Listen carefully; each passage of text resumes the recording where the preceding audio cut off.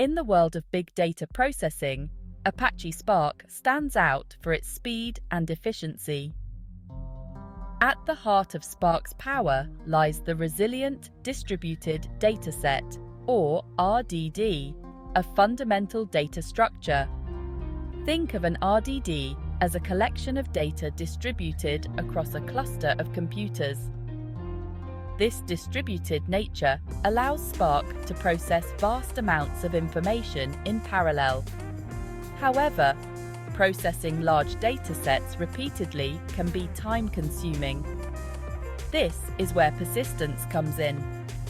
Persistence in Spark allows us to store these RDDs in memory or on disk across multiple nodes.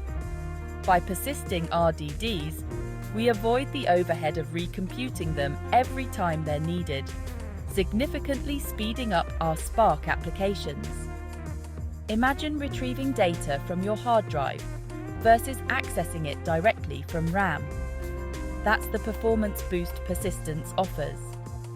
Persistence is crucial for iterative algorithms and interactive analysis, where RDDs are used multiple times.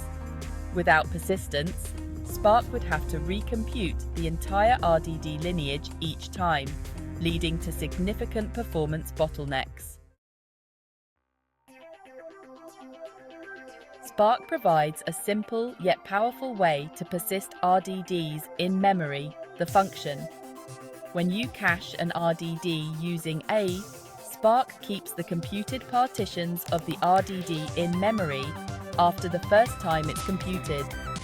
Subsequent actions on the cached RDD can then reuse these in-memory partitions, avoiding costly recomputation. Is essentially a shortcut for E, indicating that the RDD should be persisted solely in memory.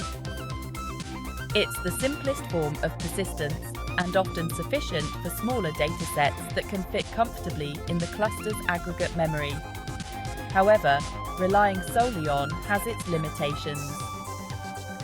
If the dataset is larger than the available memory, Spark will evict some partitions from memory. When these evicted partitions are needed again, Spark has to recompute them, negating some of the performance benefits. For more fine-grained control over persistence, Spark offers the function. Allows you to specify different storage levels, giving you the flexibility to choose where and how your RDD is persisted. Spark provides a variety of storage levels, each tailored for different scenarios. Stores the RDD only in memory. This is the default level used by. Stores the RDD in memory first. If memory is full, it spills over to disk.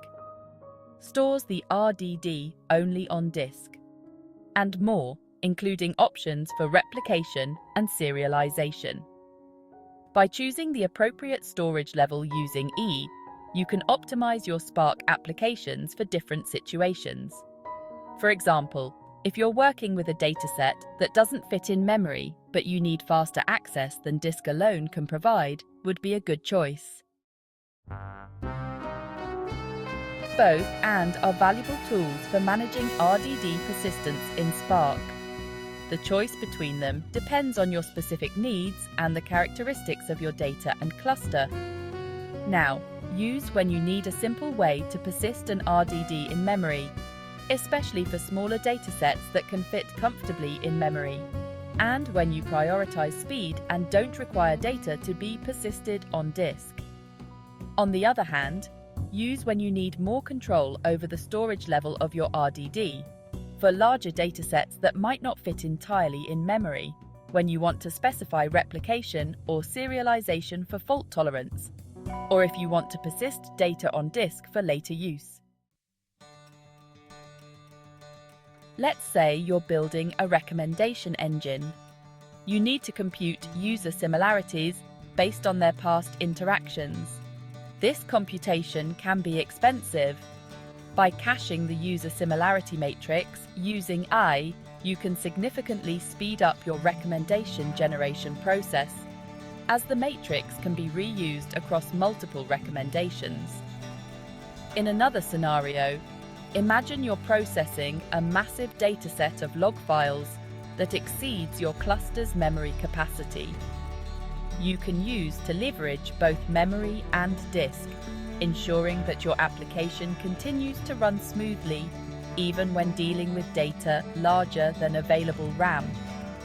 By carefully choosing between and by selecting the appropriate storage level, you can significantly enhance the performance and efficiency of your Spark applications. Remember to consider your data size, cluster resources, and the specific requirements of your Spark jobs to make the most informed decision.